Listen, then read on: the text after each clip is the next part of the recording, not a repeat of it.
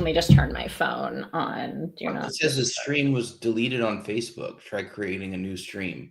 Or just remove this destination from the stream, then re-add it. Okay. Delete Facebook.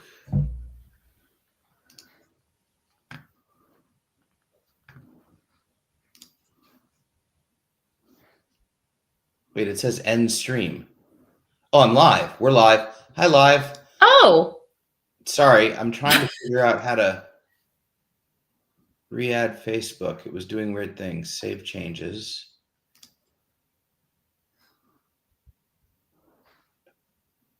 Let's see here. Behind the scenes. Behind the scenes. Come on, pick up the slack, Katie. Talk. No, I was closing out what I was doing. Okay, here. What's the point of having you here? Well, because I didn't know we were going live yet. Nobody told me. It was after 7, but then it said Facebook was canceled. You usually give me a heads up when we're going live. I didn't know we were live. And Cash, stop trying to kill me. Damn it. Yeah, Cash, I'm looking at this and I'm like, what is Cash doing over here? Also, I don't know where the IOCDF thing went. Why are we killing Ethan? Okay, well, I'll start talking. So yeah, hello, start talking. See what happens. Hello, everybody. And you have 2 streams on YouTube, so separate chats, I think. Yeah, but we should still, Cash, typically we see all of them on our side. And you're right, it looks like we're not live on Facebook right now. We should be now. Is there anybody on Facebook that can let us know if we're live on Facebook?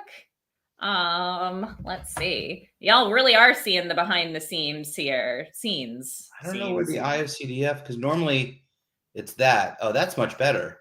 Well, that's without me. I know. So I don't know where the IOCDF thing went. All right.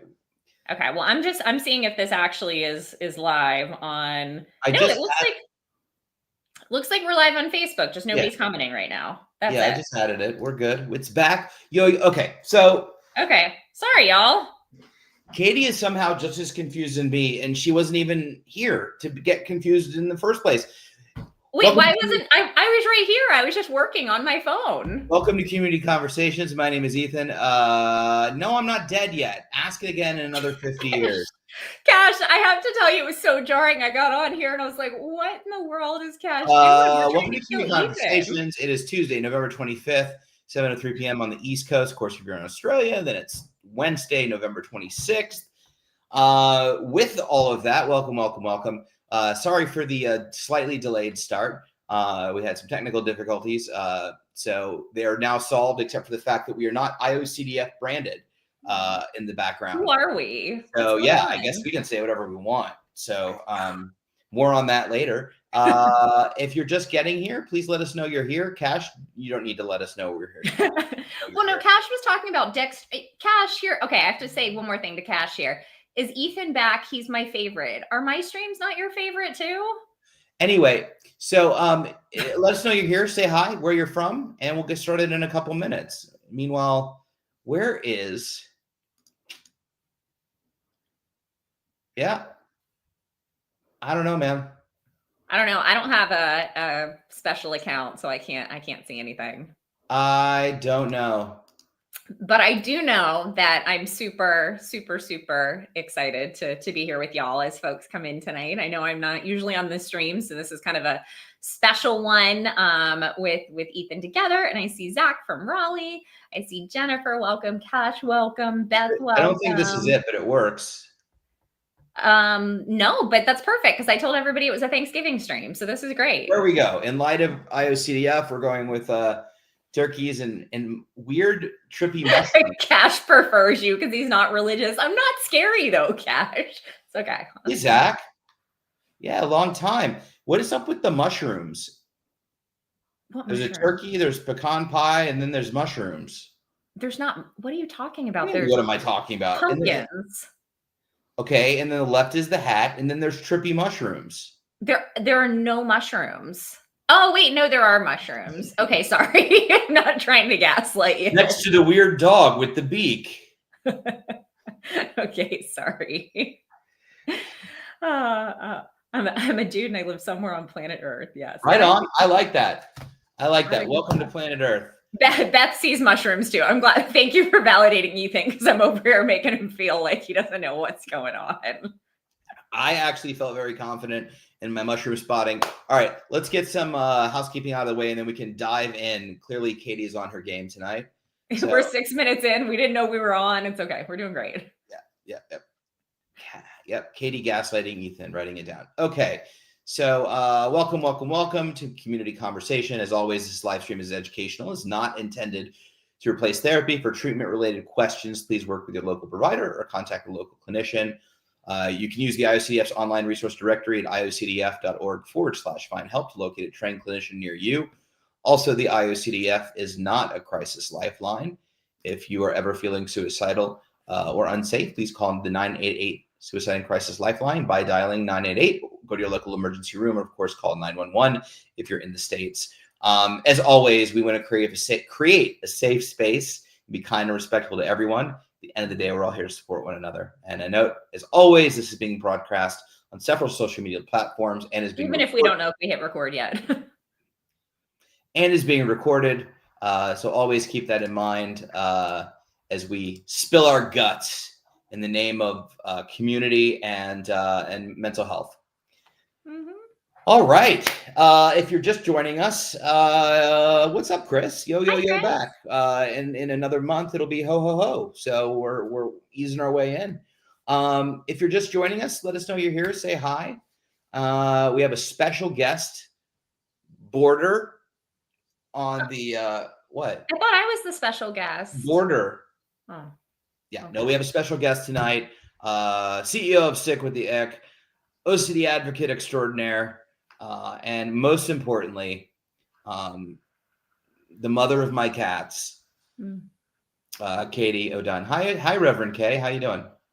Hi, I'm doing well. I'm excited to be here tonight. I'm excited to see Love Lana now in the chat too. Ooh, haven't seen Love in a while. I know. Everybody's showing up. So everybody is showing up for our Thanksgiving extravaganza. And I have some things I want to talk about tonight. Ethan, I don't know about you, but I know you usually just let this thing roll. Yeah, I'm here for them. I ask them what's going on. Somebody asks a question and we go into it. But no, feel free. Okay. So are we broadcasting from the same house? Yes, we are. I am up here and Ethan is like down through the floor right over there. What? Why are you giving me a look about that? I was just curious how you were going to describe where we were. No, like literally, if I jumped through the floor, I could like land Katie's in our bonus room and I'm one floor down in my office. That would be a better way to describe that. Hey, Nathan. So hi, Nathan. Hey, KG, always lurking. We like it. I'm glad you're lurk away. Lurk away. All right, Katie. So Katie had something that she wanted to talk about. I do have something I want to talk about. So this has come up. We've talked about this in the last couple Stick with the Ick actually support groups over really the last 2 weeks, because I have heard from a lot of people that this is a particularly tough time of year. And I know it is. It always has been for me as a part of the OCD journey too. The holidays for so many different reasons. But Thanksgiving especially, what I've been hearing from folks is that the concept of gratitude can feel really, really tough.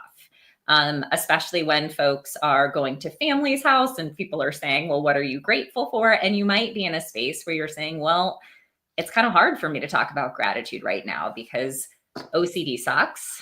I might be struggling in these different respects. I might not be feeling support right now. And I think sometimes it's hard to be surrounded by a holiday that is so focused on big acts of gratitude when we might be feeling grief for things that OCD has taken away.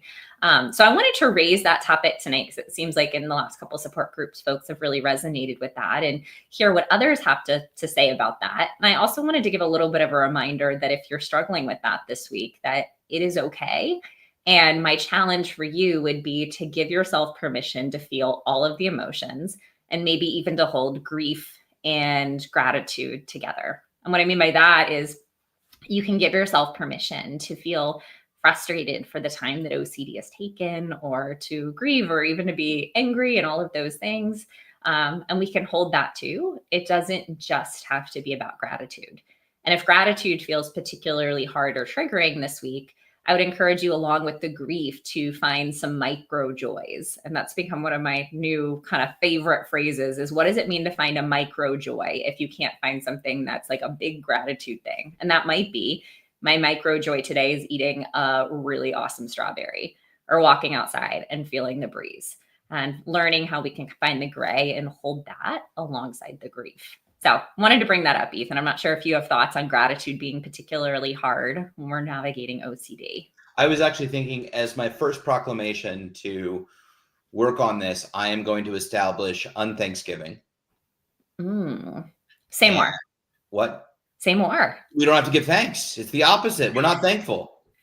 Unthankful. It's unthanksgiving. And it takes all the pressure off. We can get together. We can have food.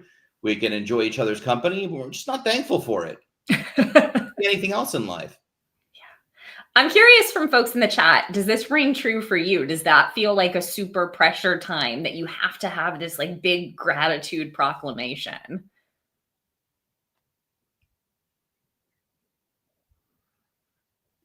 It's okay, chat. Just leave me hanging.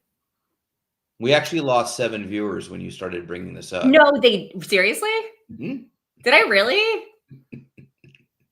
Oh gosh. Oh, some people don't resonate with this. Never mind. Okay, well, Ethan, you take it back away. No, Zach wrote, feeling like I have to perform happy. Yeah, absolutely. Like you have to be feeling a certain way. Yeah. When you don't actually feel that way, which I was reading Beth's comment, I don't feel pressure, and I had a snarky comment back, but I wasn't going to say it. Out of love always. Anyway, although, with OCD, we many times have to feel a certain way, and it's not typically how we're feeling. So I like it, Chris. Chris has got the feeling. These mashed potatoes, not thankful. See, I think we'd have so much fun with an unthanksgiving. I think it'd be like, this sucks. I'll get seconds, but it sucks. And your house looks like crap. Pickman wrote, I don't feel particularly pressure to be thankful, but the holidays in general can be kind of depressing just in general. Yeah, for sure. I think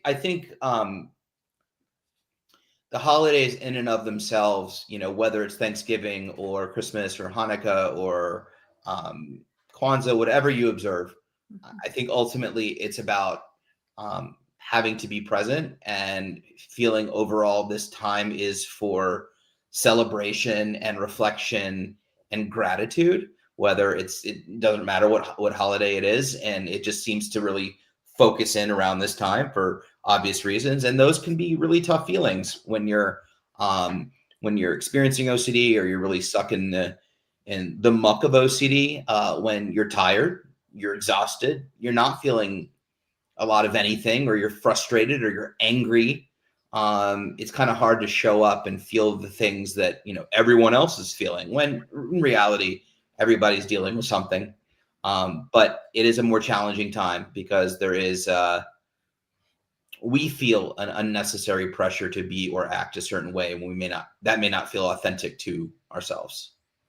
Yeah. And I think, I really resonate with what Zach said, the feeling like I have to perform happy and check in with everyone and all of those things. And I can think about a couple of Thanksgivings. Like I have very specific memories from like 2017, 2018, and 2019 that I can like pinpoint in my head, sitting at a table where folks were going around the table and saying, okay, Katie, what is it that you're grateful for? And I was thinking, I'm kind of dying inside without treatment, and I have these really intense, intrusive thoughts, and I feel so alone. And I remember putting on a smile and being like, no, like I'm so grateful, and everything is fantastic, right? And it almost became kind of this masking for me. Yeah, Zach, I'm glad and not glad that you resonate with that, because I'm so sorry, because I know that's so hard. But I think that's kind of what I'm talking about with this is I so wish I could go back and tell me of a few years ago, like, it's okay to not be okay on Thanksgiving. It's okay to, as Ethan said, like to be like, this kind of still sucks right now. And we can still enjoy time with our family and show up and be present. You know But what? how could you not be okay? That is true. First of all, I saw Best comment, and I thought she wrote crabby. Oh, it should be as crappy as my life is. I Yeah. like that. I challenge that, Katie. Yeah. I remember, no offense if mom's watching, but I remember, coming or showing up to Thanksgiving or really any event around the holidays or otherwise, and I was distressed and upset, and I would show up, but I would be like, I would have a look on my face. My mom would call it a whale face. I don't even know what that means.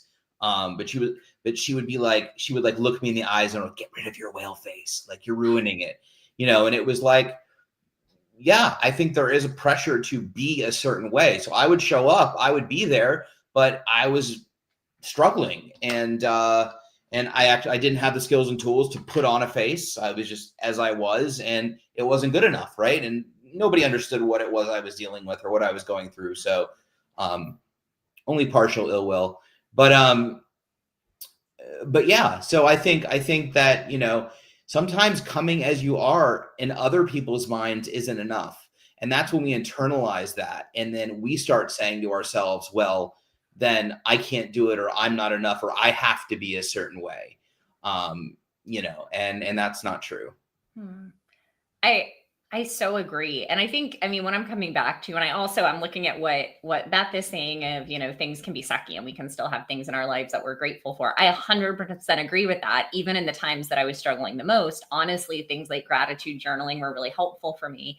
And that's why I'm kind of talking about the gray here of grief and gratitude can exist at the same time, because I think with OCD, things can feel, as we know, so black and white. And it feels either like, I have to be the best possible, most enthusiastic, grateful version of me for everybody around me, or today has to suck.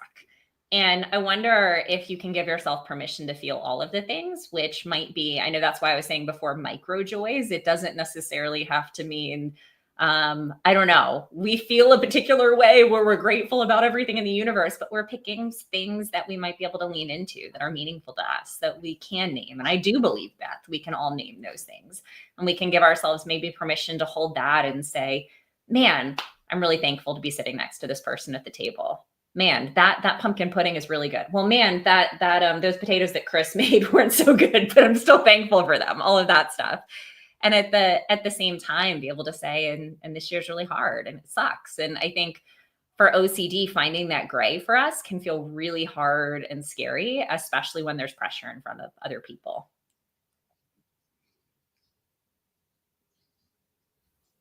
Absolutely. No, I was actually just thinking, because I was like, oh man, I can't find the IOCDF branding. And I'm just gonna like put stuff in, and hopefully nobody from the IOCDF sees it. And then we have 2 board members in the comments. So I was chuckling at that. Oh, hi, Chris. Oh, I see Chris. Chris is in the house, and then our IOCDF board president David is here. Hi, David. I was like, the decorations are covering everything. We'll figure it out. David, we're grateful for you too. So good to see you. Yeah, and Jessica, our cat, did show up with much gratitude. Yeah, a lot of great names. But no, I agree with you, Katie. And it is okay to show up how you are. And I think that, I think lack of education was a big piece of my history and my story, both for myself and my family. And I think, I would hope that no matter where you are in your journey, if you can, explain to those around you where you are, what you're doing, and who you are, that they'll be accepting of that. And at that point, if they're not, you are not obligated to be around that, and I know it doesn't feel as easy as that seems, but if I had the information that I had now, right, and I went to my parents, and said, listen, this time is really hard, and I may not be full of smiles and full of jokes, but I will be there and I will do my best, even though I may not be present at all times. I would hope that they would meet that with graciousness, respect, and empathy. And, and that would be okay. If they didn't, and they were like, no, you have to be X, Y, and Z, then I have a decision to make, and that's on them, and mine's on me. Chris wrote, holidays were harmed due to always being late, contamination fears, and harm thoughts towards family members who use that as ERP, and now I'm only slightly late. Lol. but no more OCD reasons for that or OCD showing up at the holidays. That's awesome. That's awesome, Chris. I love that. And I'm slightly late too, not for OCD reasons, but just because I'm always slightly late, as Ethan will attest to. You know, I'm pulling up, Chris, what you just said reminds me, you know, so many different reasons that Thanksgiving and holidays can be, you know, triggering with the gratitude piece that we're talking about, but also just with all the different fears it evokes. And I wanted to bring up, I'm actually going to bring up some pictures here, which Ethan doesn't know I'm doing. So Ethan, brace yourself. We don't share things on this stream. Yeah, we share things on this stream. We don't share other things. Yeah, we do. Man. I'm in this picture. I can feel it. Oh, yeah, of course. Okay, let's see here. You're killing time here, Katie. No, I'm not. I am not killing time. This is very important. No, I wanted to, so Ethan, anybody here in the chat know some of Ethan's fears? Fear of you showing pictures on live streams? Besides that, which we're going to do an exposure for right now. But Ethan has always struggled with fears around also kind of food not being good or potentially being contaminated or potentially being bad. And Ethan had never cooked a turkey before last year. And I was so proud of him. Most 24-year-olds haven't, okay? Okay. yes, that is very true. Okay, let's see if I can share my screen.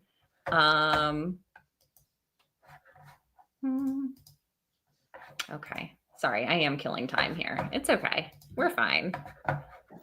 But folks want to see this. I think this was like one of the absolute coolest things. OCDI alumni remembers. I think that's Kim, I'll bet. Yeah, it is. It's Kimberly. Yeah. See the pic. People have seen the pic. People have seen it. This is old news, Katie. Can they see that? I'm sharing my thing. Yeah. You have to put it on. Yeah. See? That's Ethan right there. So incredibly proud of him that we turned it into then a... You're just going through your camera roll? Yeah, I don't really know what's going to come up next. Who knows? We took a lot of pictures of this. Should I stop? I don't... Okay. Okay, that's a good one to end on. But was so incredibly proud of him, right? And I think I watch this on Food Network. Yeah, we should have a show. But the reason I'm showing this partially to embarrass Ethan and to give him an exposure of having to show his pictures on the live. Ethan cooks raw food. That's also Ethan cooking. It's the same thing. But no, I think it was so neat. And I will say, as somebody who watched him last year, it was really, I know it was actually really triggering in a lot of different ways. And you freaking leaned into it. And it was just awesome. Literally. You literally leaned into it. But I think you literally moved towards your values and you created one of the most beautiful possible Thanksgivings for a family that we had coming into town. And that was really and I also learned I don't like making turkey. Well, that's why we're not doing that this year. We're traveling this year. That's not the reason. I would cook a turkey again. It wasn't my bag. It's not for me. Oh, Chris didn't know you can share pictures on here now. We're all in trouble. It was a turkey, y'all. It was a turkey, and Ethan's hand was up. It's you know what. But so Jason Spielman's on from Anxiety and OCD Treatment Clinic. I'm so glad we're sharing pictures. And he wrote, "Is that chicken?" So Dr. Spielman, for those of you that are in Florida and looking for a wonderful treatment provider, he was actually on my team when I was really ill, and we spent almost every day together while I was intensive outpatient. And he ate almost every meal with me. And at that time, I was afraid of chicken and eggs, and I wouldn't eat either. And they force fed me a lot of different foods. But poor Jason had to endure my my chicken, my fear of chicken, death by chicken, all the chicken fears. So that was turkey. It is. You have to laugh, Dottie, but thank you. I appreciate it. I'm proud of me too. I was proud of him too. And yeah, Cash, he does put up with me and I do appreciate that. But I mean, we can laugh about it all day long, but I was so proud of him last year because that was like, and especially to cook it then for yes, I know Cash is on your side. He likes you better. It's totally fine. But to cook it then for family. And it's stuck on there for some reason. I can't get that down. No, yes, you can. No, it's not working. Weird. You can totally pull that down. Okay. Anyway, And that well, is true. I did wash my hands, but after I stuck it, and actually my my father was cooking the turkey with me because he's an expert turkey maker, and I would literally say to him, like, I would touch all the things and then be like, "Is now a time that I'm supposed to wash my?" Like, I didn't have it, and I was like, "Would you normally wash your hands?" He's like, "I wouldn't, but you can." I'm like, "Okay, then I won't either." And then like I would mess around with something. I was like, "Okay, would you normally wash your hands now?" And he would say, "Yeah, no. Now I would definitely wash my hands." I'm like, "Okay, then I'll wash my." It's okay to have support. And so yeah, it's not a perfect science, but well, and what you're describing is actually such a great example when we're trying to figure here's out. Katie, show her the picture of my hand up the lasagna. Oh, I don't have one of those. Okay. Anyway, go ahead. No, I was just going to say it's also such a great example of what it looks like to kind of align yourself with normative practice in your community or with your family. And I think this can apply across the board with OCD, trying to look at what with scrupulosity. I have this conversation a lot of what's normative practice in your community. How often would others pray or go to confession? What would that look like? In Ethan's case, well, how might other people wash their hands? When would they do that? And that could be, I think, such a great tool as we're reconnecting with our values to think, well, what would my family member do? What would somebody in my life do in this situation? And try to align with that despite what OCD says. Absolutely. Well, Ethan, it's your show, so I'll let you take it over now that I hijacked it with grief and gratitude. I call it griefitude. Griefitude. Appreciate it. Well, no, you're doing great. You didn't hijack anything. I'm glad we talked about this. This is important stuff. I think it's important. Could have done without the picture, but hey, whatever. It's cool. So I have Dexter pictures here too, but it's fine. So curious for all of you in Chatland, how are you doing? What's going on in your lives? What do you need support with? What do you want to share? What are some wins? Let's get the chat started. Tell me what's up. And how do you boot Cash? No, we're keeping him. I'm his favorite again. Cash, we're good. We have to clear the cache every now and again. So yeah, share some wins, share some difficulties. Anything's on the table except for Cash. So only some things are on the table. And let us know where you're at. And also, while we're kind of populating the chat thread. Hi Victoria. My son is 27, OCD, anxiety, depression. We ate here in Huntersville, North Carolina. We were having trouble finding. Here, hold on a second. My son is okay. We ate here. We are here. We are here and are having trouble finding help. Intrusive thoughts, grief. What do I ask for my son? Great question, Katie. Yeah. No, I mean, first of all, I'm so sorry because I think this can be so incredibly challenging, especially as a parent when you're watching your loved one kind of go through this. And I always say OCD, anxiety, depression are kind of family disorders where we all, in some ways, are kind of experiencing this together. But my next questions would be in terms of, trying to figure out what do we do with these intrusive thoughts and grief. I'm curious, are we talking about, grief around time lost or around OCD? I'd be curious what this looks like. But I'm really, I'm curious kind of where y'all have started to potentially look for treatment options or if you've started to do that. Even if not directly where you are in North Carolina, I'll say there's actually some great providers in North Carolina that treat virtually across the state that are really good with OCD, anxiety, depression. There's definitely funds we can recommend, but we can also drop in the chat the IOCDF treatment directory.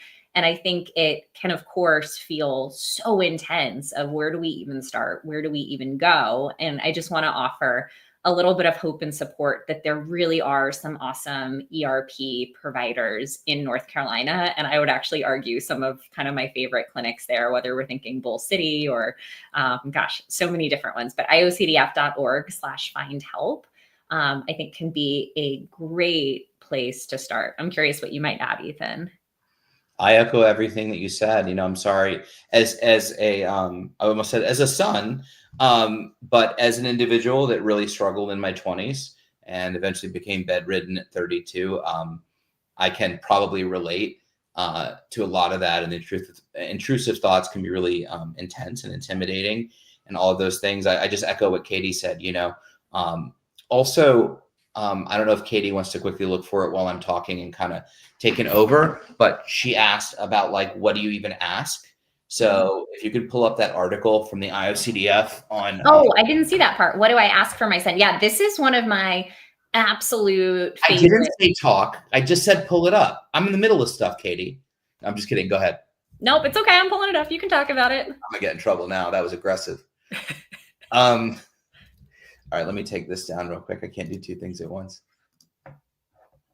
So Victoria, she's going to pull up an article. I forgot who wrote it, but it's a great article on the questions you can ask providers, ranging from your needs all the way to their certifications and degrees and what they should have that you're looking for. But the bottom line is you want exposure and response prevention, which is the gold standard treatment for OCD. It is a form of CBT, cognitive behavioral therapy. You want at least a master's level therapist or higher that specializes in OCD and related disorders and specifically practices exposure and response prevention. That would be probably the first place to start. And whether it's intrusive thoughts or physical compulsions or everything in between, you always want to start there. I would say, Ethan, I'm having trouble connecting, but I just dropped the link in the chat to you. So you're having trouble connecting to the chat? Yes. You dropped the link to me where? You can put it up in our little chat. Okay, Roger. In our people chat. Thank you, Katie. That you can use that. But yeah, that resource that Ethan's putting up right now is actually one of my favorites. And I share it with everybody who's kind of starting the journey because I think it can be super, super, super tricky. Because what? I don't see it. Click on, do you see where it says comments and then it says people? I see private chats. Yeah. It's in the private chat. I know, I see a thing. Oh, sorry. Thank you. Okay. Yeah, you're welcome. Ooh, rough tech day. Yeah, sorry. No, but Victoria, I think this can be a great resource because I think it can feel really overwhelming where there are often so many providers that say they're OCD specialists when they might not be. And the questions on here, I think, can be really, really helpful in asking, well, is this actually an OCD specialist? Are they knowledgeable in ERP? Is most of the practice that they work with actually OCD related? And I think sometimes it can feel kind of scary to ask some of those questions when the reality is you are so worthy of asking that for yourself or for your family member to make sure that they are getting the right evidence-based care and support. Because we know, Victoria, that it's super hard and it's really hard to watch a family member and a loved one suffer. And we all believe that there is so much hope. And I think Victoria says she doesn't see it. I think Ethan just dropped it in the chat. It's the iocdf.org/finding help, how to find the right therapist. Perfect. So Jennifer wrote, struggling, overwhelmed, tired of OCD and depression, 'tis the season. Yes. But Katie talked earlier about micro joys and, or I should say, I also want to talk about micro wins. And I would say being here with us is a huge step. I remember when I was really struggling, and I'm sure Katie can relate, and didn't want to do anything, just want to kind of sit in my own darkness, staring at the wall. To even get onto here and listen or comment is such a huge step. And that shows fight and that shows optimism. And so as tired as you are, you're here. And that's a huge win. So giant pat on the back for that, Jennifer. And we're glad you're here. So welcome. We're glad y'all, like everybody, we're so glad that you're here and just with us, and me and Ethan's quirkiness and silliness and all of the stuff that you're kind of hanging out with us. Cause I want you to know that, like Ethan said, it really is hard when you have OCD, or like we were just hearing when there's a family member with OCD. We have, we have been there, and just showing up here, I really do think is a step forward, and it's advocacy, and it is such a leap of faith to ask for help and support. And so we're just really glad you're here. And Victoria, do you see that? I'm so sorry. And I know you're getting some hugs from folks here in the chat, and want you to know that there is hope, and we're sending lots of hugs. And especially, I'll say Ethan, not to get into too much of his story, but has very much been there in that space. Yeah, for sure. And Victoria, please, I don't know if you've been here before, but please feel free to ask additional questions if you want to. You can ask more than one. Cash is a wonderful example of multiple comments.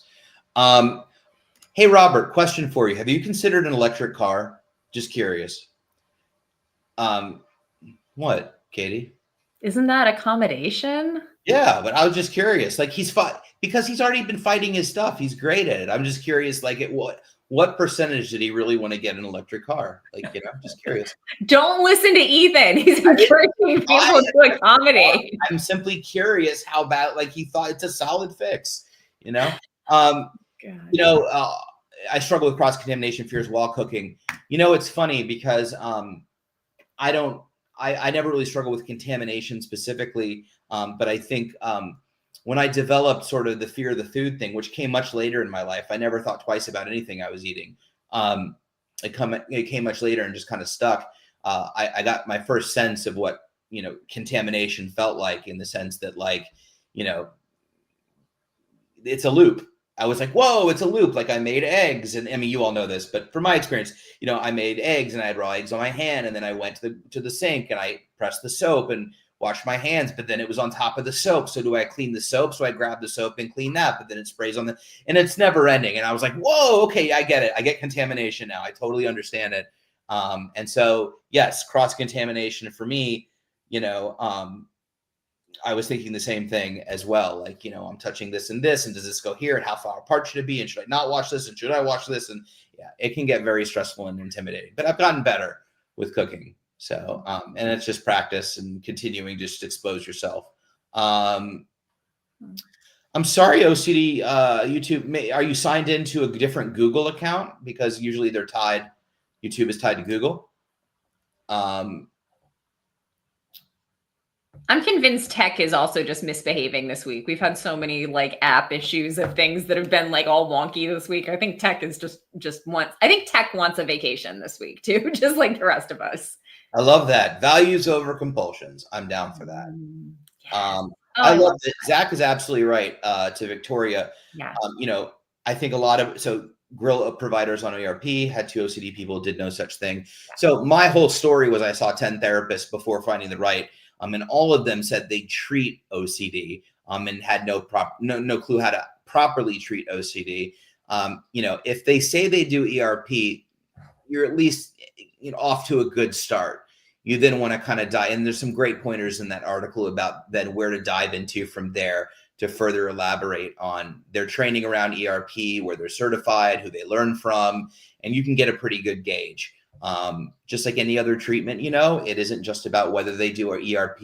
The relationship with the therapist matters, how you vibe, their approach, your approach. I mean, there's, it's not a perfect science. It's not a one size fits all. And so, but hopefully, in our mission as advocates, is, if we can just say words like ERP and let people hear them as early as possible, so they can, skip the years, if not multiple decades of money and frustration of going to see therapists that claim they treat OCD and don't.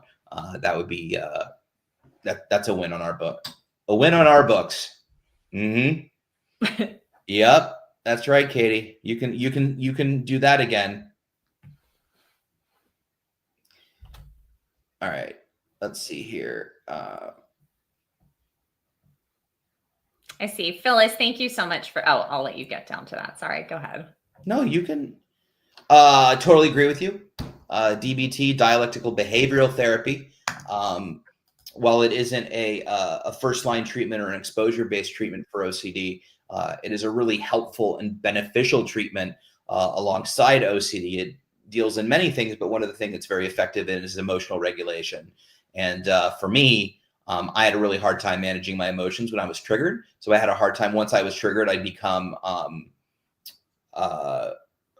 not overly emotional. I become dysregulated and therefore unable to really participate in treatment. So DBT really helped me be able to manage my emotions a little bit more so that I could engage in what I needed to engage in as far as exposure and response prevention. Yeah, I was just going to say, Phyllis, thank you so much for that. We had so much fun putting on the IOCDF Faith and OCD conference last Wednesday. We ended up with 500 attendees who were clinicians, clergy, and folks with OCD across faith traditions. And it was such a gift to be there with everybody. So Phyllis, thank you for the kind words and for supporting and being a part of it. Absolutely. Katie did an amazing job along with the IOCDF. Those and can you watch the recording? Yeah, so you can. You can actually still go on to iocdf.org/faithcon, and you can still register for the conference, and you can go back and watch all of the recordings. We recorded everything from the keynote to the presentations, with the exception of Q&A and discussion groups. Everything is recorded, but there are so many awesome sessions, and the keynote was, I think, just really amazing too. So there's so much stuff that if folks still want to go back and watch that, you absolutely can. Yeah. Jen asks, for someone who's lost track of what normal is, what times of day should we be washing our hands as a guideline for non-compulsive hand washing? It's a great question. And I will start by saying we're not medical professionals. Although, well, we're not. I played a doctor on television. I was just going to say, although Ethan played a doctor on TV. Yeah, I have a little bit more medical credibility than Katie does with her 12 doctorates behind her, and I have movie posters behind me. I know, but I'm not that kind of doctor. I can just talk about theology. But, so I'm going to answer that question, but I also don't want you to be compulsive about the answer that I'm going to give, meaning that it's all about flexibility and not rigidity, right? So I would say, so I'll tell you when I wash my hands. I wash my hands before I eat and or after I use the bathroom, or and this is where it gets gray, or if I've touched something specifically gross. Now, what does that mean, right? Because if you touch something that you deem contaminated, you could also argue that that is gross, right? I mean, like if I've handled garbage or I've, I don't know, gross. Not sticky, not uncomfortable. Like, if I have honey on my hands or something, because there's that just right feeling. But honestly, it's very funny. So when I went through treatment, they treated me for hand washing, even though I didn't have I didn't have contamination. But they were like, oh, let's just add it to it. I don't know. So when I was in Boston, for those of you that know my story, when I was living in Boston after the residential program, and I was dating, maybe 3 months into the relationship, we sat down together and we were kind of like having that conversation about like, hey, what irks you? Like, what about me is something that bothers you? And that conversation, whatever. And I'll never forget, she looks at me and she goes, you never wash your hands. She's like, you never wash your hands after you use the bathroom, after like we're on because Boston public bus, you hold the poles, you hold the rail on the escalator. She's like, you never wash your hands. It's disgusting. And I'm like, it's not my fault. They trained me to never wash my hands. And before COVID, if you know Dr. Grayson, he famously would say that he didn't wash his hands since the 1970s, other than showering. And that is a true story. He stuck by that up until COVID. He never washed his hands. But I would say sensibly. So, after the bathroom, before you eat, and if you've been really busy and hectic, and you've been out all day and you get home and you have a snack again before you eat. And that's pretty much it. There are flexible times, of course, and you don't need to be perfect, but that's what I would say. We can always ask ChatGPT and see what it says. No, do not encourage that. That's not helpful. What do you think, Katie? I have kind of three answers. Okay. It is. So one is what I mentioned before. I think I know it can be super challenging, but I think normative practice of people that you spend time with or people who don't have OCD who are in your life can be a really helpful barometer. So sometimes I'll talk with people about what is your spouse do or what does your friend do, and that can be with hand washing. It could also, again, I work a lot with religious scrupulosity, so a lot of times we'll look at that in a religious context of, okay, in your particular denomination or sect or religious community, what do 80% of folks do?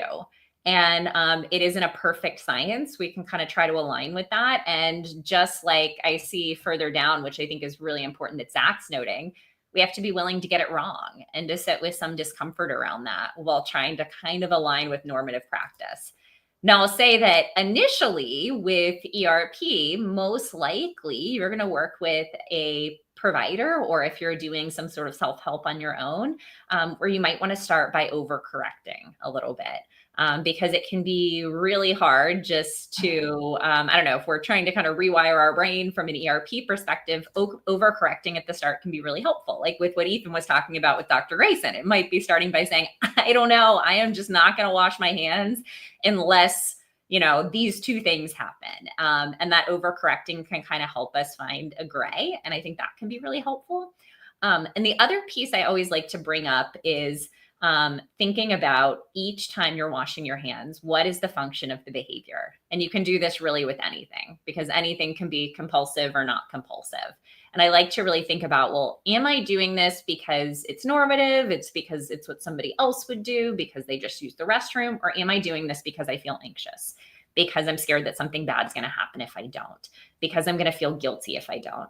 And that can be a really good initial sign that some of that might be OCD and that we might want to start to push in a different direction. Let's touch on this. So yeah, no, she just says what's normal. But you know what? Even though me saying what I think is normal, like I know people, that's why I said there is no, I know. I remember I was on a trip to Colorado and we were like, I think we were fishing or something. I don't know. But I was standing at the car. This is before I was better. And this guy comes to his truck and he's got mud and he's just disgusting. And he puts down his tailgate and reaches in a bag and takes out a sandwich. And then opens up the sandwich, puts it on the tailgate of his car, just on it, of his truck, and takes out like some mayonnaise and puts it on there and then mushes it down with his hands and picks it back up and pets his dog and wipes his butt and then eats this thing. And I'm like, oh my God, what? And that's probably normal for him. So that's my point is, you know, what's normal. But on that front, I think this is a good topic to maybe go out on, which is this idea of normal and what is normal and, you know, about what your barometer is and guidelines and all this stuff. So I'm going to pick up where kind of Katie left off. And I'll only speak to my own personal experience with navigating OCD. I think that, you know, you have to take the responsibility of trying to figure out what the right thing to do, if it is OCD, if it's not OCD, if it is compulsive, if it's not compulsive. You have to alleviate. If you're in the midst of it and you're just starting treatment or you're in treatment or you're struggling in treatment, whatever that is, for me, taking the responsibility off of myself of trying to determine whether it is or isn't normal. For me, taking the approach of, while I was in treatment, I'm going to assume it's OCD. If it's around my themes, right, it's most likely OCD. And because the other stuff I feel confident, right? So doing that initially was really helpful because it wasn't about sussing out. I don't know that I had the capacity to determine what was or wasn't. I didn't have the objectivity. I didn't have the insight. And so removing that from me, taking that burden off of me and just like, let's just assume it is. Let's just assume it is. And of course, that's scary because what if it isn't? Okay, we're going to be willing to take that risk. We're going to be willing to make a mistake. But for the sake of, I always say, you know, if OCD is a 5-alarm fire, you can't put it out with a bucket of water. You know, you have to meet it where it is to hopefully land somewhere in the middle. And that middle is that normative state. So, so for me, the first part of it is like just treating everything, like not everything, but everything that I was stuck on as if it was OCD. was really, really helpful, just to start. And then, as I got better and as things came along, I started to ask therapists or ask people in my group, like, well, what is normal here? I've done this thing my whole life. When is it okay to go to the doctor? When is it okay? Because I had health anxiety. When is it okay to go to the ER?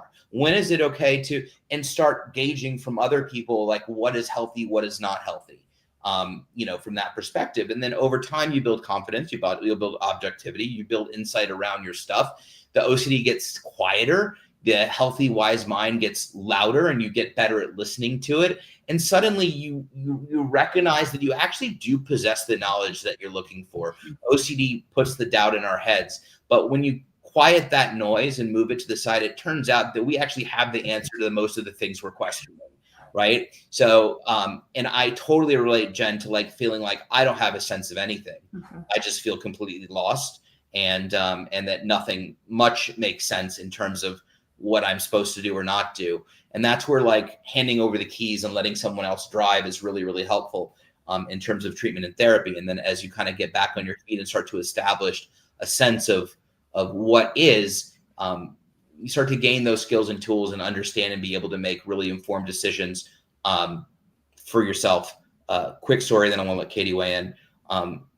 When I moved out to Los Angeles, from Boston, I got pretty sick with the flu or whatever, and I had a fever for 2 or 3 days, and I was like, I really need to go to the doctor. But prior to that, I wasn't allowed to go to the doctor because of my health anxiety and always wanting to get reassurance. So my psychologist had said, you do not go to the doctor. You need our permission to go to the doctor, and otherwise you can't go. So I moved to LA. It's like 2 or 3 days. I was like, I really need to go to the doctor. I was confident I needed to go to the doctor, but I didn't think I was allowed. So I called my therapist, my old therapist, and said, hey, I have like 102 fever and I'm not feeling well. And it's like, can I go to the doctor? And she's like, well, yeah, of course you can go to the doctor. I'm like, okay, you never like gave me the green light. You just sent me off into life with never saying, okay, rules off now, you can do what you want. But it was also obvious to me. Like I knew what I needed to do in an area where I like had no insight for the longest time. No, I mean, I love all of this, and I've been kind of reading the chat too as you've been talking, and I think there's already some beautiful recognitions in the chat that, like at 7:50, that with ChatGPT becoming a crutch for looking for answers of what's normal, and yeah, that looking for what's normal in and of itself can become compulsive. Of, oh no, I need to get to this perfect ideal of what normal is, and the reality is, there really isn't a right or a wrong answer to any of this. And even with this, from a scrupulosity perspective, I talk a lot about this with faith, where somebody will say, well, what's the right thing? I'm like, I don't know. And I know that can feel really frustrating and really scary, but there's not necessarily a quote unquote right answer of how often we're supposed to wash our hands or do a particular thing or a particular ritual. It's why I actually hate the word normal. I'll always say normative practice, and we can kind of align ourselves with what that looks like with somebody. But I think we always have to be willing to get it wrong. And we have to be willing to be uncomfortable with the possibility that we can get it wrong and that there might not be a right. And sometimes in that, like Ethan said, I think one of the most helpful things really is handing over the keys. And Ethan and I both do that for each other with our themes. We have some different themes, or sometimes I'll hand over the keys to him and vice versa. And when he hands over the keys to me, Ethan, if you didn't, I was going to say, if you didn't know this already, when you hand over the keys to me, I do not always know the right answer to the question, but I'm telling you what I think, and we're just going to roll with it. Right. And there's uncertainty in that too. But I think a really huge piece, and I love that this is coming up with Jen and so many, is that, we can try to align ourselves with something that feels more normative or value driven, and we get to be willing to get it wrong. And if it looks like OCD and smells like OCD, we get to trust that it's OCD, and we get to choose to go in a different direction, because as Ethan has always told me, OCD is going to take away our life long before any of the other scary stuff that OCD says will. Absolutely. Real quick, we'll try to cycle through these. So it's hilarious. So just showed me an advertisement from Natural Pill. I recently got advertised OCD gummies. Oh, They're not THC related, but it's OCD gummies and it quiets your mind and it does all this stuff. Jen, is it the same thing? I'm just curious. Real quick, here's a question from Chris for Katie. Talk about how treatment changed your beliefs and views of God that was affected by the scrupulosity.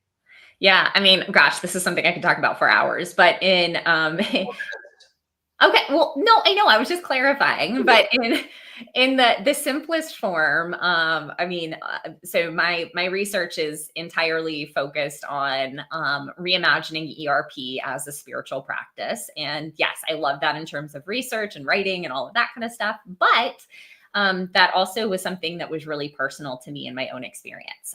So religious scrupulosity actually wasn't, as much as I work in it, wasn't my main kind of theme.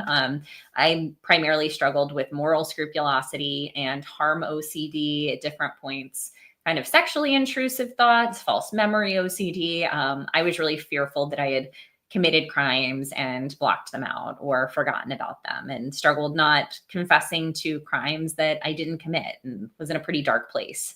And for me, embracing uncertainty was literally the most terrifying thing that I could possibly imagine. And I remember my therapist saying, well, you're a minister. You literally talk about leaps of faith all the time. How can you not embrace uncertainty in your OCD journey? And gosh, it was terrifying, to the point that while I was going through treatment, I used to physically go to the bathroom between classes I was teaching and like get sick, because it was just so hard to sit with. And coming out of that experience and surviving it, realizing that I could embrace uncertainty, that I could continue to lean into optimistic uncertainty and take steps forward.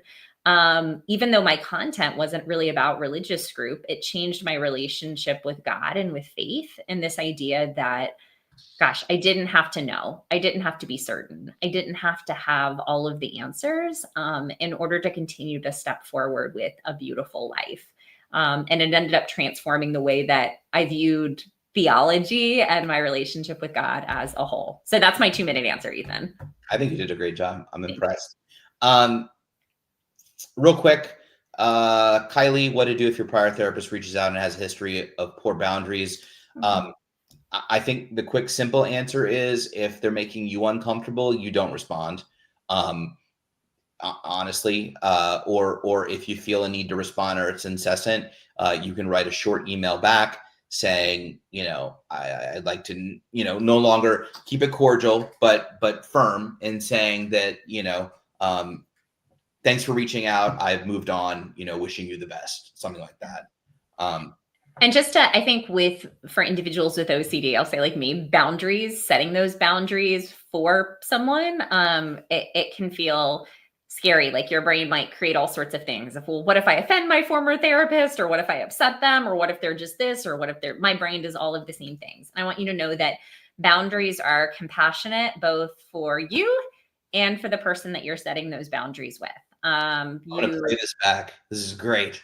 Yeah, he knows I struggle with this, but ultimately it actually maintains your health, the health of that person, and it maintains the relationship. And it doesn't always mean that that person will be super happy, but your OCD is most likely making it a catastrophe that it's not, and telling you that you have to do all of these things or support this person in this way. And the reality is, you can't help anyone else in this world unless you put your own oxygen mask on first. So it is so okay to not respond, or to respond in a short way, or to respond in a way that sets a boundary. And we can still be compassionate and set a boundary, or be compassionate without even responding. And that's okay. Agreed. Real quick, and we'll maybe end on one last topic. When I hit OCD recovery, it was crazy how much I had to relearn, because all I did was answer OCD my whole life. I totally relate to that.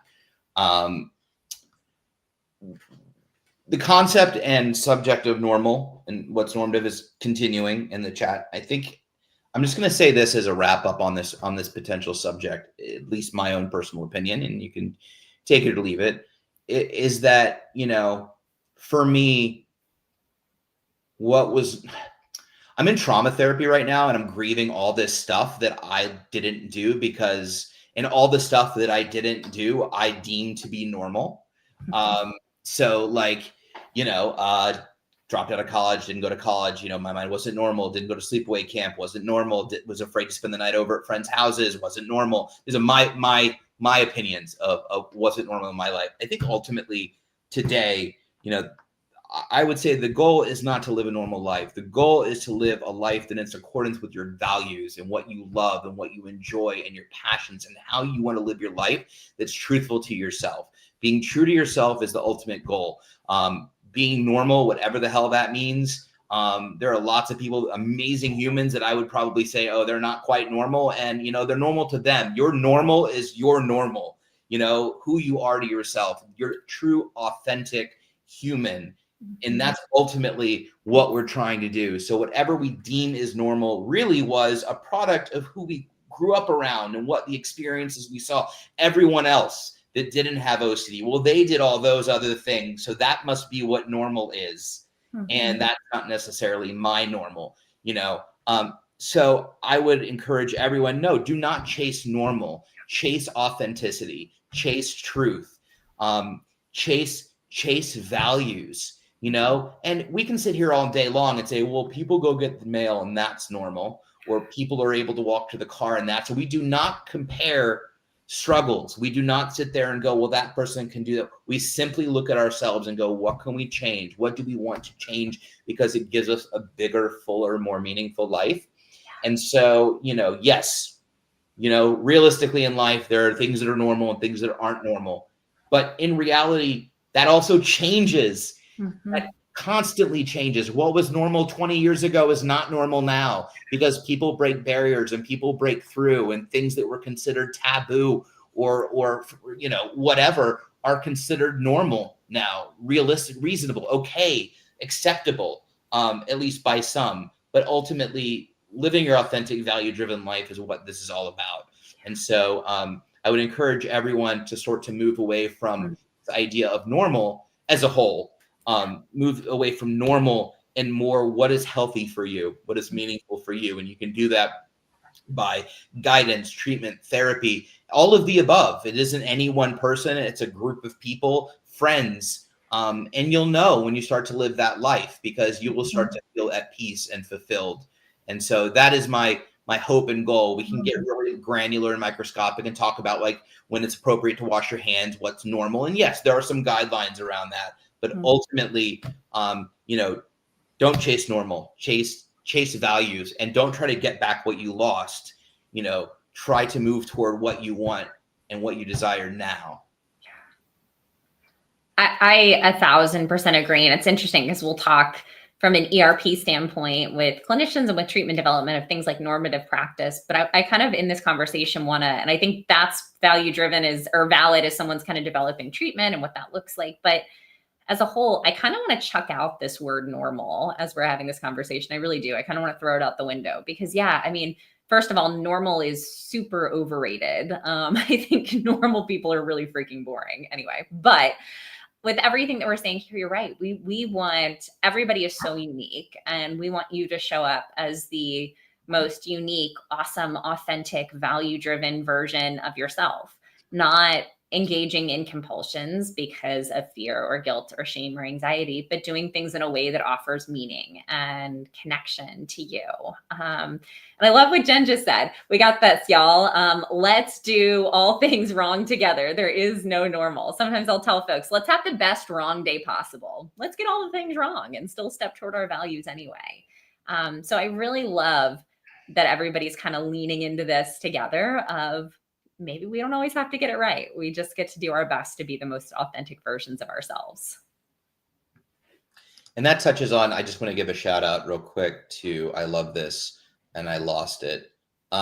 Phyllis's comment about, that's what I've been working on, Jen, just randomly skipping a step in my daily tasks. It's like mental stretching. So this idea of mental flexibility, right? That is OCD's worst nightmare. OCD wants you to be rigid. It wants you to listen to you. It wants to be everything right and certain, right? And this concept of like, well, I'm going to do one thing a day that is maybe be out of routine or out of characteristic, or I deem it to not be comfortable, is the best way to sort of loosen the rigidity of your brain. You want it malleable. You want it flexible. You want to be able to bend. You know, if you're outside in a picnic and it starts to rain, You know, we want you to be able to go, God, I was really looking forward to this picnic, but I'm going to pack up and go inside because it doesn't make sense to be out here right now, right?